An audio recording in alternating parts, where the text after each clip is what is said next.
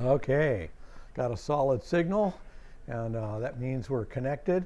And you and I are connected because I can see your eyes and your face. And thank you for joining us online and here. Welcome to Zoe Church. We're, of course, at home in a pseudo-modern world. And we're enjoying the day that the Lord has made today. We're rejoicing in it, in fact. I trust He's already begun speaking to you and sharing life with you this morning.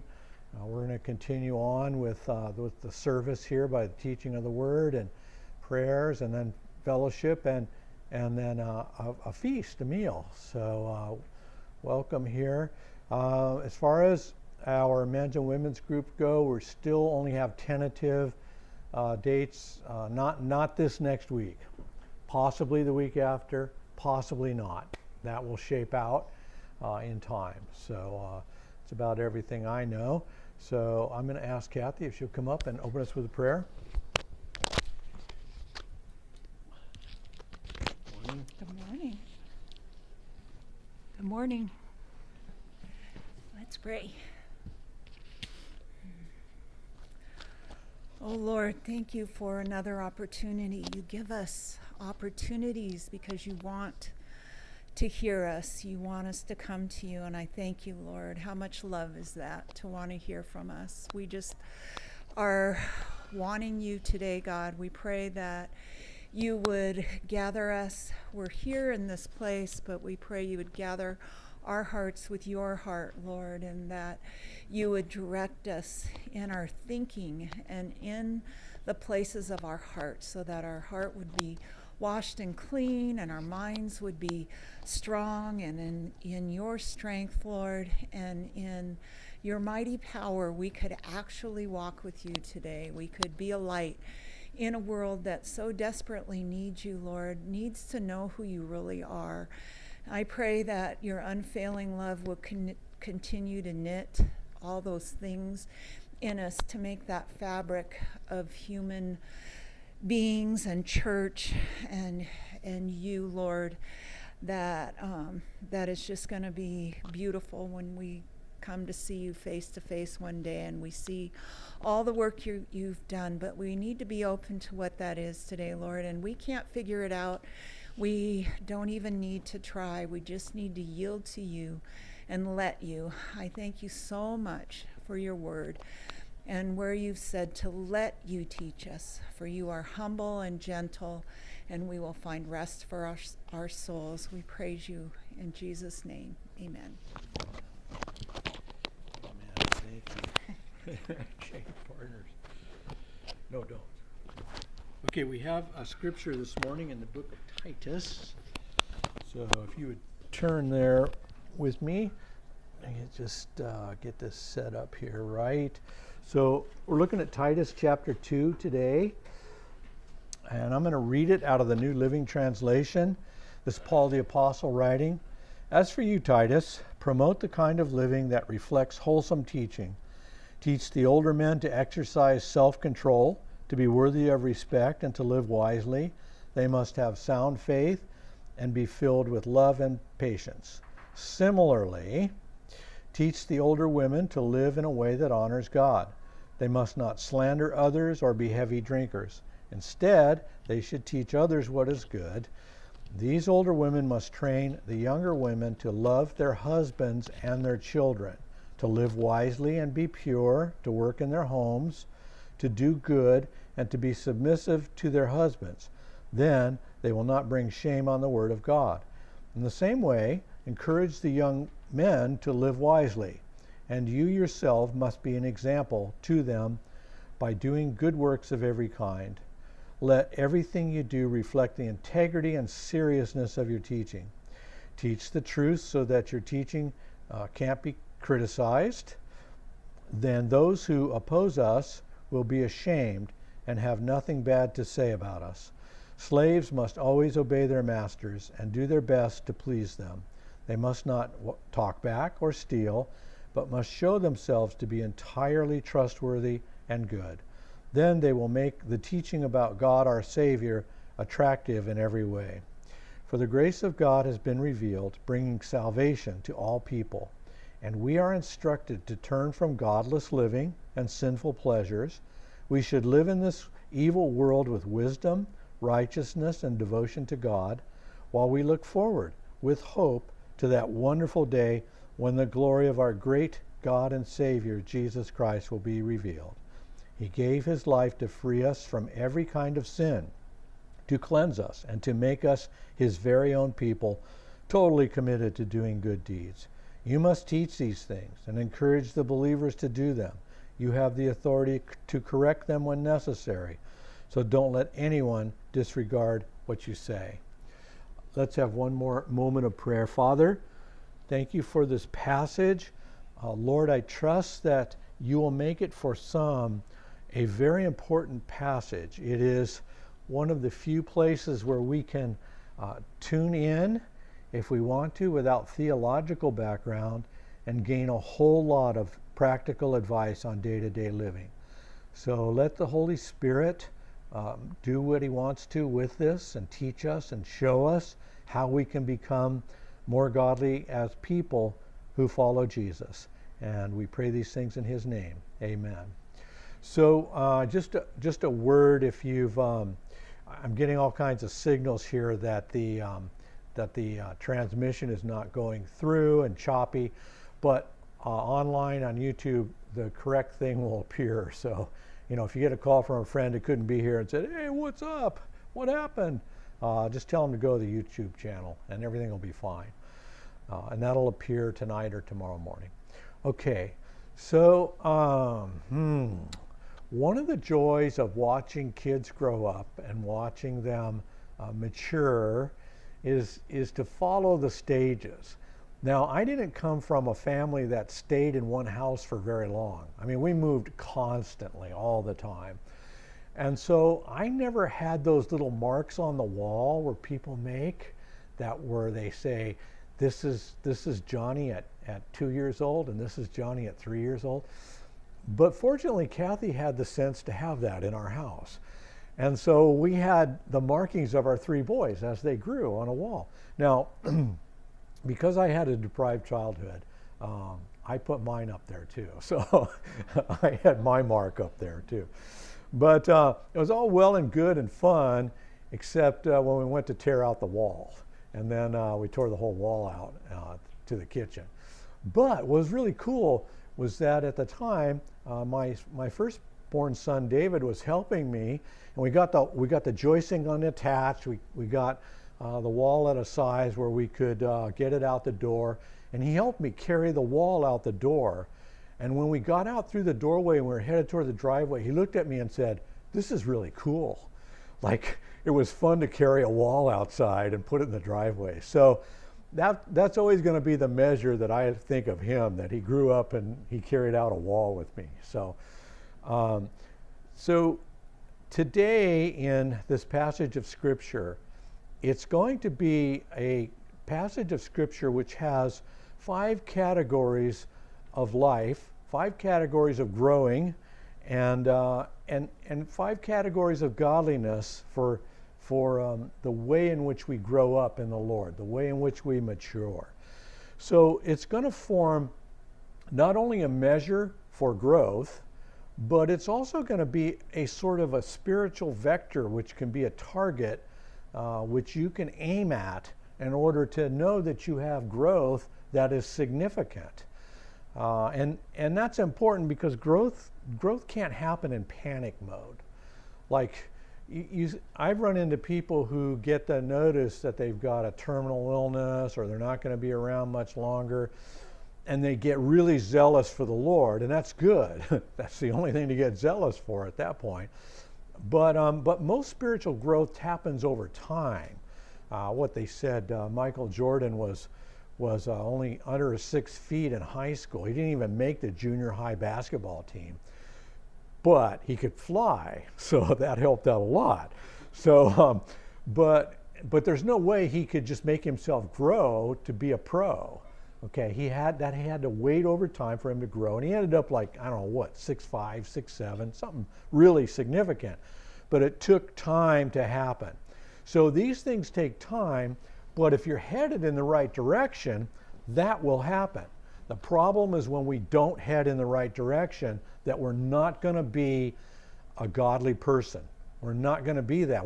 It's not just going to happen. We have to grow into being a godly person, because the very definition of godliness is devoted to God in a practical world. In a world with all these things around us, we show and have devotion toward God in spite of those things. So you don't just get that overnight.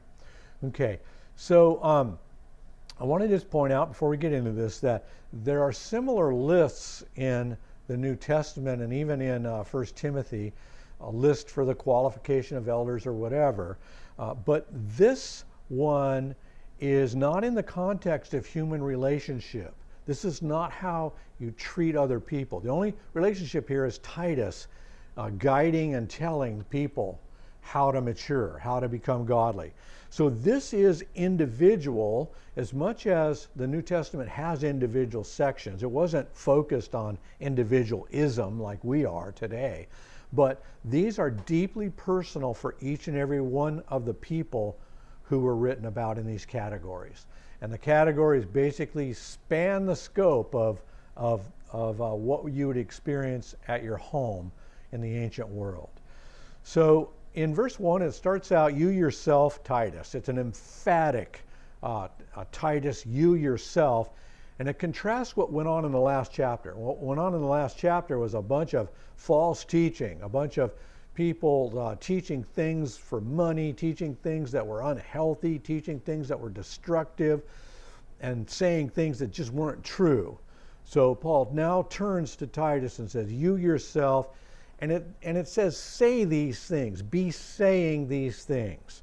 That's an important distinction because he's not telling Titus to teach here, as he has in every other instance that we've seen and we're going to see.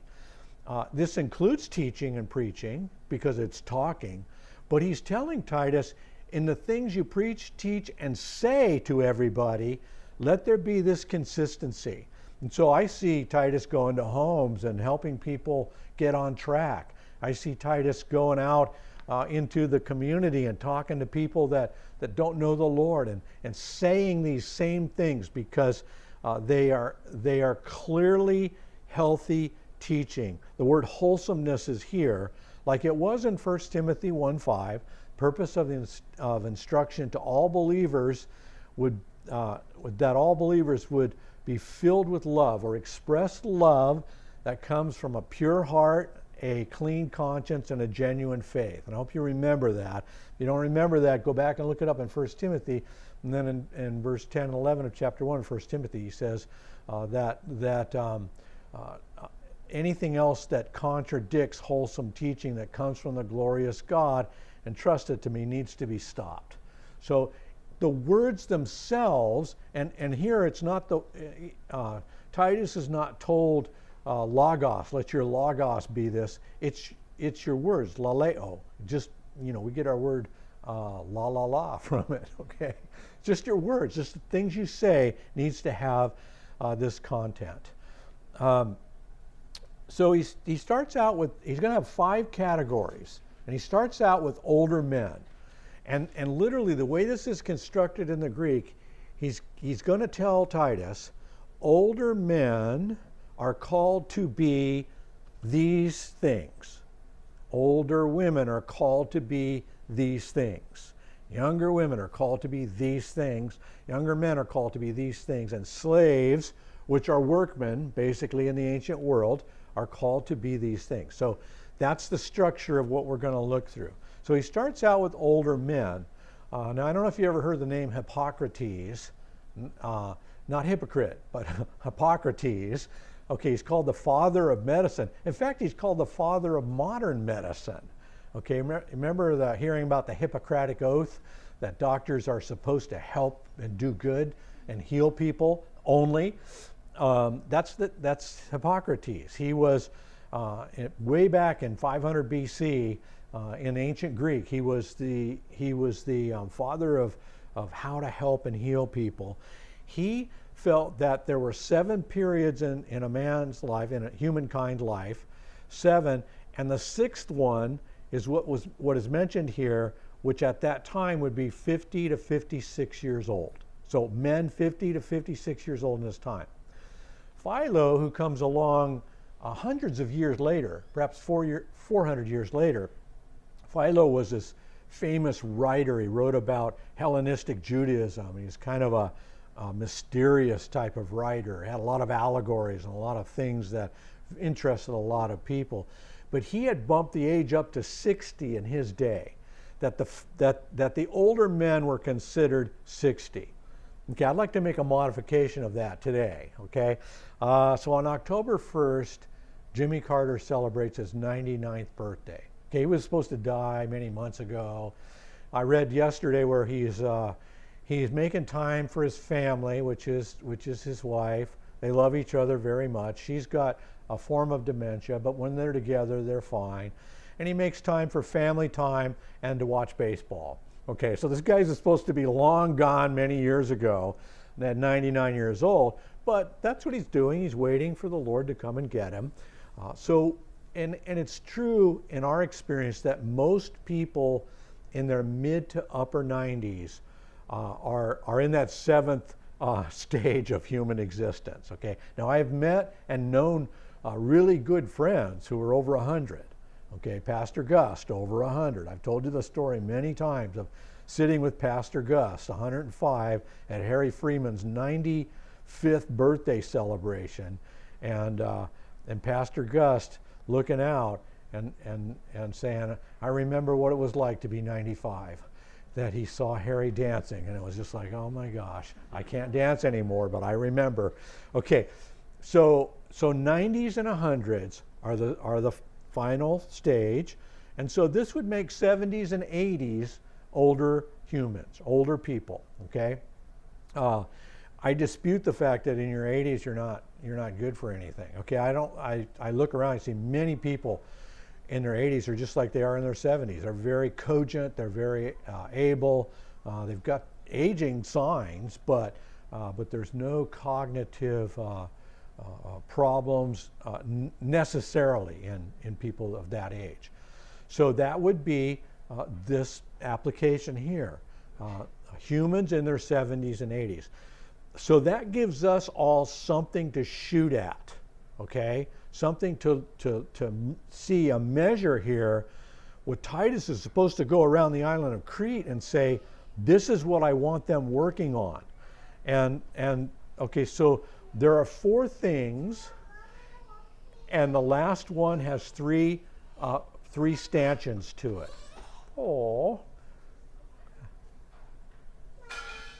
Okay, so the first thing is sober or temperate. It used to be temperate, but sober is the word, and you know that humans, older men, can just get into substance abuse.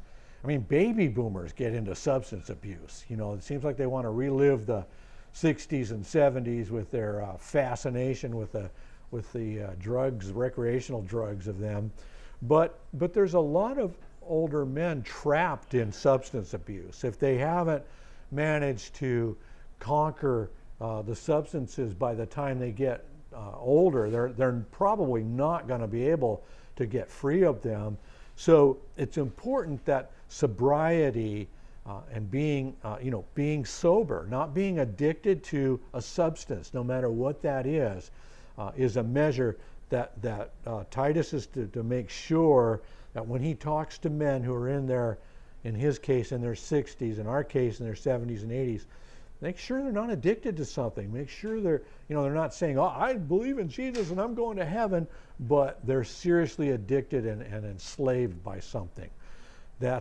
If they are, they've got to be corrected. It's got to be attempted that they get out of that, okay? Then the second measure is serious. And I like this one, and we can go through this whole list and you won't connect with anything, or we can go through this list and you can connect with everything. And I think from a teacher, preacher of the word, serious is about the hallmark of our era and making it a more godly environment. I think most pastors are very frivolous. They're very aware that they're on stage, that they're in front of people, I read a book once about being cool. And I recognized in this book that half of my mannerisms preaching were about trying to be cool.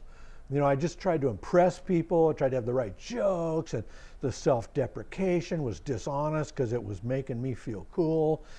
And I recognize in other preachers the things that I've always been trying to weed out of my teaching. I don't want to be cool. I want to be serious, because I know that if I'm not serious, you got everything else around you that's not serious, and I'll just blend into everything else. I'll blend into late night TV or whatever. And so seriousness about your life is important, especially as you head into your older years. At least know at this point, if you're a millennial and you're in your 20s, if you're in your 20s, you're then a Gen Z. But if you're in your 30s and 40s or whatever, or even Gen X, at least know what seriousness is, know what gravitas is, know what hearing something and going, I got to go think about that, because that's really shaking my world right now. And know what serious is, because there's a day that's coming where God will lead you to seriousness all the time. Everything will be serious. Not going to be something you dread. It's just going to be serious. You're going to get to a point in your 70s and 80s where you fall down, and there may be a lot of surgeries, and you can probably get back up and get back on the wall again, but it's not going to be easy, and you need to be serious about the things you do at that point in life. And with respect to the Lord, being serious is how you spread the Lord's word and the Lord's will to others. So the third thing that older men need to understand or need to be connected with is they need to have self-control. Okay, now that's not the same as being sober. It's not the same as being serious. Self-control is really critical, because the self or the will can impose itself. And a lot of times, older men in particularly can really work the system, can really be selfish, can be just all about themselves and not about others. And we're supposed to become more about others than ever before. Okay, and so that's something to target and to make sure that you understand what it means that you don't get your will and your way all the time, and sometimes never. And you're okay with that, because others are blessed, and you're loving others, and you're giving to others what they need in the moment and at the time. Okay, now the fourth one, sound or healthy mind, this is made up of three components. And this is also told to younger women and younger men. They are also supposed to have this sound mind, and it literally means a healthy mind. Okay, so is it possible to be sober, to be serious, and have self-control and not have a healthy mind? You betcha.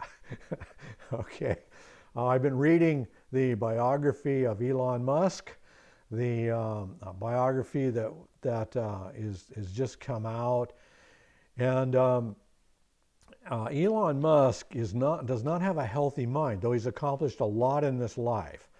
Okay, this is one mean son of a gun, one selfish, narcissistic, bent on himself person who is the kind of person we would all be if we got money or power before our time and we didn't know how to control it. He's demanding, fires people on the spot, and that characteristic of him makes his companies propel and accelerate in achievement. He's unhappy with the building materials of the Tesla, so he'll go out and he'll build this factory that stamps out these giant parts that snap together that no one has ever done before, that cost millions of extra dollars just because he wants to. Okay, and in his mind, well, if I get this down, I'm helping humanity, and humanity will be better off. Well, the problem is that a large portion of humanity that's never heard or understood Jesus wants to be like him. They want to be exactly like him, and they take on his characteristics, and they become something that we never want to become as an older person as an older man, okay? Have you ever heard of bitterance? I'd never heard of it before a few days ago. But I went to swap a battery out, one of those little button batteries. I went to swap it out in my AirTag because I was going in for a routine medical procedure, and I was going to leave my wallet, my phone, and all my personal brains in this bag, you know. So I thought, you know, put an AirTag on it, and then you know, something does happen. It's an old AirTag. People might not notice it. But the battery was dead in the AirTag, so I got one of my new Duracell batteries, okay, and doesn't work. So I cut open the package, and I get another one, doesn't work. Get my multimeter out, check the voltage on it, it's 3.25 volts, it ought to work. Befuddled, I turned where we always turn, to the internet. And there I found out about bitterance. And bitterance is a coating that Duracell puts on their 3-volt batteries so that if a child, an infant, puts it in their mouth, the first thing they'll go is yuck, and they'll spit it out. Okay? Yeah, I tried it. And yeah, it's bitter. Okay? So bitterance is something that there are men today coated in bitterance. That's what they are, is bitter. You know, you have conversation with them, they're just bitter. They're bitter about everything. And you cannot go to a place of maturity and godliness and be bitter. And the other part that's a similar way of looking at it, but it's a different way to say it, is that by being bitter, you're not going to be a godly person. So this is the direction that you're headed in, a healthy mind, a mind that's got the fullness of the gospel operating in it, that's aging but serious and sober and temperate and self-control. Now, the 3 things that make this make a sound and healthy mind or make this the direction are: 1, to be healthy in the faith. You've got to be healthy in the faith. Do you know what it means to be healthy in the faith? Okay, if I go to my mailbox and the mail's not there for the day and the mailman's not on time, and I say to myself, there must be disaster coming in the mail, that's not healthy, folks. That is irrational. That is conspiratorial. That is all of the things that are unhealthy. Okay. And you can carry that to just about anything you see or hear or read about in today's world. Okay? A sound mind in the faith understands, number 1, that Jesus is Lord, that he's coming back, but he's got everything under control. He's sovereign. There isn't anything on this earth that he isn't Lord over, although not all things are in subjection to him, but you need to trust in his lordship. And secondly, he's promised you that he won't allow anything into your life that's beyond what you can handle, beyond what you can follow him in. And he's promised to never leave you or abandon you. So no matter what comes into your life, he is going to help you through it. He's going to be there with you to walk through it. And that the goal of our life is not this life. The goal of our life is the next life. Eternity with Jesus. Okay, so that's how you are of healthy mind in the faith. And the more you get grounded in that reality, the more you can accept the things around you without letting your mind play tricks on you or trying to get out of the realities around you. So the second thing is the healthy mind has a health in love, or agape. Okay, you've got to understand that Jesus talked about loving agape, loving selflessly. He told his disciples, you must be doing this. He told his disciples, all the disciples down the road of history and time must be doing this. You must be unconditionally loving others. It's the only cure for your own selfishness. It's the only cure for your own rottenness, is to love others unconditionally. And it is so freeing. It is so enabling. It is so uplifting to love others and to serve others. And so as you grow older, and this is a challenge for us as we grow older, because we want to think we become more dependent on others. And God certainly leads us to a place of some dependencies, but in some ways we need to have our minds freed from depending on others, and free to follow the Lord and mature in the Lord, and to be as less a burden on others as we can, so that we can love others in some way, in any way, in a lot of ways in some cases. And then the third one is, now usually faith, love, and hope go together, but this one is faith, love, and patience. Okay? So older men cannot become impatient. Okay? This is why you start growing early, because you can't panic grow. You can't get to these places without enduring. Hupomone is the word. It means to endure or to live under something. So you must learn how to live under something. Remember, Paul said, this too will pass. That some of his circumstances were just absolutely horrendous, and he realized it's going to pass. It's hard right now, but it's going to pass. That's patience. Or maybe you're disappointed in yourself because you keep getting trapped in the same old things. Patience. Keep going the way the Lord is calling you to go. Keep focused on godliness. Keep letting it develop inside of you, and you will find out that patience will lead to victory in things you never thought were possible. So that's verse 2. Now verse 3, he talks about older women. Now you've got to understand something about these texts. Women in the ancient world were pretty much had roles which were dictated by all of the cultures and societies around the world. Okay, so Paul's not trying to change the status of womanhood or break the glass ceiling or any of those things. But he's, on the other hand, he's not trying to make women less than a person. And I think there are places where you can see this. But first of all, women must be reverent in demeanor. Okay? And I'll let you make your interpretation of that. I can look at somebody and tell you whether they're calm, whether they have an inner peace, whether they would be offended at something, or whether they're just in hilarious mode. Girls just want to have fun, or whatever the song is. Okay? I can look at a person and tell you whether they're reverent or not. They have some respect about human life and about the dilemma we live in today. So older women must be reverent in demeanor. So you must have that.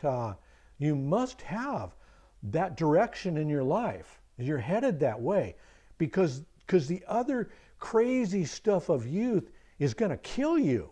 It's certainly not going to carry you into older age. It's certainly not going to mature in you into something good. It's going to destroy you. So you have that as a first focus. Now, these are progressive. I didn't say that in the last one because I don't want to be spending time making that case, but they are progressive. So the second thing for older women is to not be slanderous or falsely accusing people.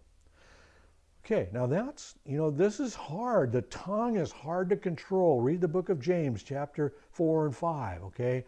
The tongue can destroy things. People can say things about others that can totally destroy their witness, can totally make people not ever want to listen to them again. And an older woman must not slander or falsely accuse anyone. And this requires time. You'll hear something about somebody and you don't just accept it if it's somebody, a leader, if it's somebody in a place of visibility, and if it's your neighbor or someone who's a little bit distanced from you, you have to make sure you don't just go repeating it. You look into it. You have to look into it, and you have to put time into not being slanderous against people, because it's going to come up. You're going to be talking about people in healthy, good ways, praying for people or whatever, and you can't be slanderous. The worst thing in the world is to hear an older woman pray and pray slanderously. Okay, something that she's heard that's not true. Okay, and I trust Kathy through the years, because I know her heart is very careful with things like this, that she's not just going to repeat or say something. She checks me all the time because I'm prone to say, oh, that guy, this person, that person. And they frustrate me, and she'll just go, now wait a minute, because it could be because of this or it could be because of that. And she'll deflect that sense that I have, and it'll stop slander right on the spot. It'll stop it right there and give credibility to what's credible. And then the third thing is not enslaved to much wine.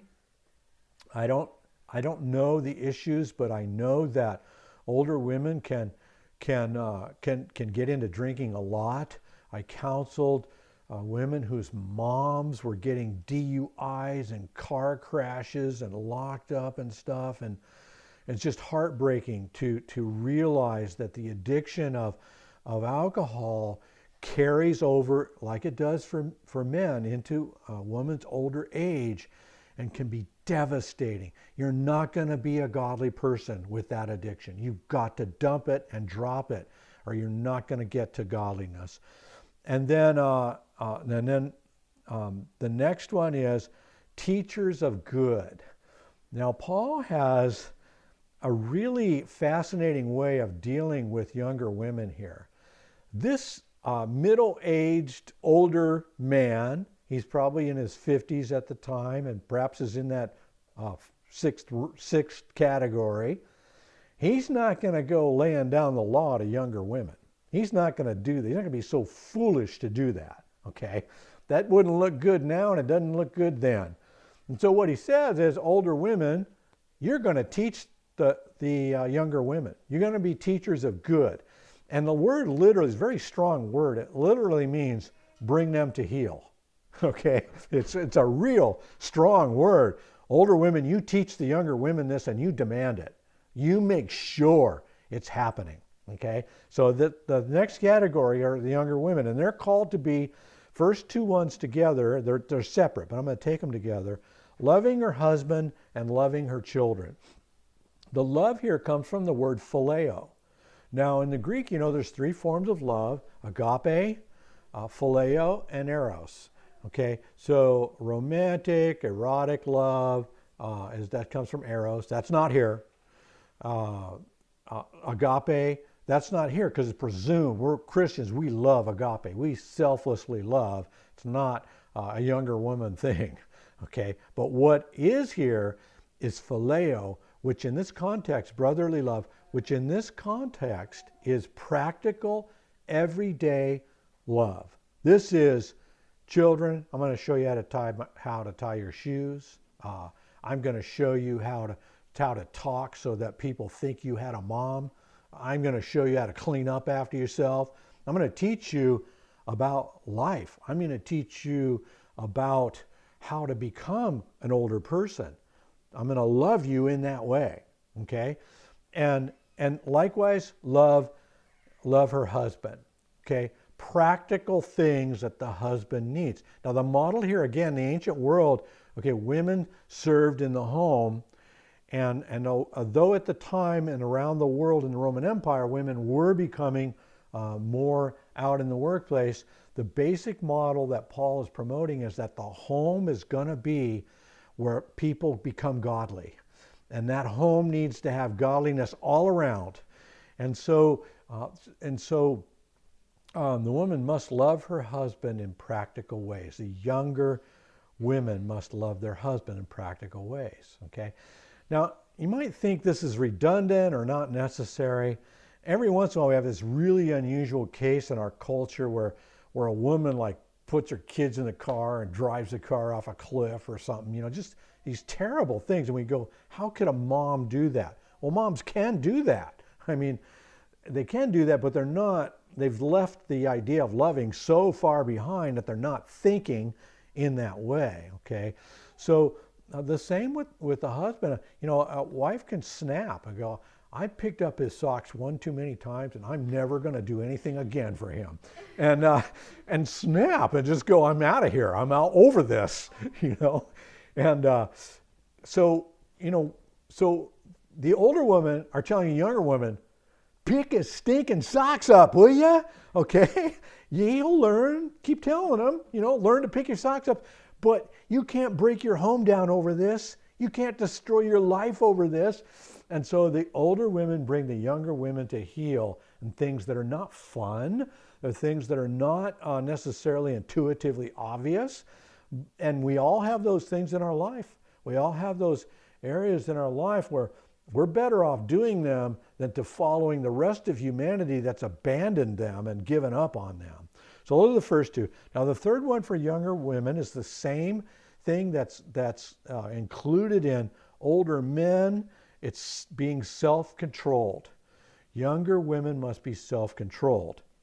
And it's obvious why, I think, that out of control younger women having a good time at life or whatever is probably not destined for a whole lot of godliness or a long life or a future that's going to be admirable in anybody's eyes. And then the next one is pure or not mixed with carnality. And my word is modesty. It's an old world word. I don't know how a young woman looks at modesty, but I know immodesty when I see it. But older women must teach younger women modesty. They must be able to say, this is not appropriate. This is not something that I want you to be out there wearing, doing, saying, and revealing or whatever.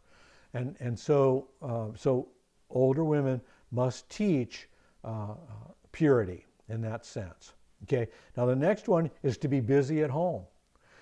And you know, this is again something you can't learn in panic mode. If you don't learn how to cook when you're young, you're going to be like me. And the microwave is all the world you know about cooking. Okay, if it doesn't have instructions on the box, you're sunk. Okay, and that's not quite true. I mean, I can boil water, but I can't do a whole lot else, you know. SpaghettiOs, that's what my diet consisted of. But my oldest son, Dave, he learned a measure of cooking. I think he probably watched Kathy. She probably helped him with things. Learned to iron at home. Learned to do things at home that helped him later in life, but also gave him a basis for being able to work at home. Now again, in this world, that's all the opportunities there were for most women to work at home. And Paul's saying, have the older women teach the younger women, pour yourself into this. Learn how to bake, learn how to sew, learn how to, learn everything you can learn. Teach them all the things you can teach them so that working at home will be something they can do, be effective at, and not resent or be angry about. Okay?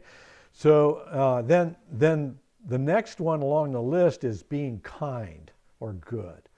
Why do people have to be taught to be kind? Probably because you can get away with not being kind. You can get away with being mean. And, you know, I've always said this about the millennial generation is it's the first generation that really made an effort to be kind to all people. If there's a crippled person in a classroom, nobody is supposed to mock that person. If there's a person who's different than you, has a different race, has a different look about them, you are not free to just mock them or be superior to them. Those are good things that came into our society. They're being undone now. They're being done away with. But those are good things. But in our homes, in our personal life, we need to be careful. Don't mock somebody who's got an infirmity, who's not as blessed as you are with health. Don't disparage someone that's different than you are, that's even struggling at life to the point where it's hard to look at them. There are people that are difficult to look at without getting that initial response of, oh, yuck, oh my gosh, oh, horrible. And so kindness needs to go down into the fabric of your soul. It needs to go all the way down into that. Younger women, it needs to be there. It needs to be present now. And then it grows into that later. And then the seventh one for younger women is obeying your own husband. The emphasis is on your own. In other words, don't admire some other family or some other leader type, and then well, Billy does this and he barbecues this way, and I don't think we should have a gas barbecue because you get better barbecue with briquettes, and I think you're just mistaken about this, husband. Okay, don't pit your own husband against some other man in particular, some other person at that level. Okay, honor your husband that way, and that was the way in the ancient world. And there was a problem in the ancient world with women not being all in their marriage. They would be one toe in and one toe out, and if they didn't like the marriage after 7 months, they'd have it annulled and they'd get their dowry back and they'd go looking for another husband. And Paul wants to stop that because the household cannot be fully effective like that. Okay, so now he tells a reason why, so that the word of God will not be blasphemed. Women, younger women, older men need to act this way, because when you don't act that way and you claim to be following the scriptures are disparaged. People say bad things about the scriptures of like, boy, that person's really snotty, they're really sarcastic, they're really biting in their meanness, and I don't want to read the book they're reading. I don't want to learn from that book. I don't want to learn what they've been taught. And the word of God gets blasphemed because the behavior is not human. It's not redeemed behavior. Okay, then in verses 6 through 8, he talks about younger men. Now, younger men doesn't have as big a section because Titus himself is their example. And that's all through this section, that Titus, you be their example. You teach them. And they must be sound-minded concerning all things. Again, the mind and the healthy mind, thinking reasonable people. Okay, he's not, notice nowhere does he say radical. I want them radically sold out for Jesus so that they don't see whether the traffic light is red, green, or yellow. I want them just so focused on Christ that they see nothing of this world, that they're no earthly good. I want them completely heavenly minded. I want them ready to just give their life on the pyres of violence for Jesus if need be. There's none of that here. Okay, younger men are supposed to have a sound mind, presenting themselves, it literally says, with good works. And then those good works are included with incorruptible in teaching. We all teach in a way. Whether you're a young man who has a profession that you just learned, like welding or whatever. If you're a welder, there's new welding equipment. So you're going to be showing other people how to work the welding equipment. If you're an electrician, there are new codes that happen all the time. So you're going to be showing younger men how the new codes apply to the work they're doing. We're all teachers, and Paul says to Titus, be incorruptible in your teaching. Don't let it be corrupted. Don't let it be to where, I'll give you an example of this. When I was in college, I took a class in auto shop because I wanted to learn how to change the oil. Well, they got ambitious late in the semester and had us take the head off the engine, okay? So when they're putting the engine back together, they showed us a mechanic's trick that you only put a certain number of bolts back on and tighten them. Okay, not with the head gasket, but with the other parts around it. Because it saves time. You're done quicker if you don't tighten everything down. And they thought they knew exactly what you needed to tighten down. But folks, those screws were in there because an engineer sometime thought this has got to be held by so much torque or the engine's going to malfunction at a certain point. That was corruptible knowledge. They corrupted us with making us think that you could slap silly back an engine together and get away with it and save yourself time. Okay, so whatever it is in life, and that brings us to the next one, you're supposed to be serious about it. And younger men need to know what seriousness is and have seriousness about them. Now, it doesn't say that you're a stick in the mud and everybody wants to get away from you. Or it doesn't say that. You can have a sense of humor. You can be energetic at life. But you got to have a serious part of you. You got to know what serious is. And this is one of the main problems that that we have because a lot of men, myself included, go through stages of denial. We're told things about life that we just accept. Oh, this isn't hard. That's not hard. You don't need to worry about this. You don't need to worry about that. And so we have to unravel what we've been told that's hit us from things that are difficult, things that are landmines in this life. And you only get there by seriousness, by realizing there is a seriousness here. This officer is telling me that if I do that again, I'm probably going to get a huge ticket. I need to be serious. This helps me so much, and I give a self-deprecating example. Okay, I had a muscle problem a couple weeks ago, and I went to Costco, and I thought, I can do some shopping here, but I can't get across the parking lot. My leg hurts so bad, I'm just dragging it, okay? And so I had this thought, well, a year ago, Kathy had a handicap thing for the rearview mirror, handicap. And it's punched with a date and everything, but who looks at those, you know? And so I'm thinking, I can get really close to the store and get in and out. And I rationalized it in my mind, okay, that, you know, I just tell officer, you know, I got this really bad hip. I just got in and out. Sorry, I won't do it again. And I did it. And I came out and I felt really bad. So you know what happens is the next time I go to Costco, it's like, I need to get this thing out. So I thought, no, this is really going to take over me. And I went home and looked it up. It's not a $271 minimum violation. It's a $4,200 violation. So I started thinking how many trips to Costco I could do if I just parked in the back of the lot and dragged myself in. Cured, done, okay?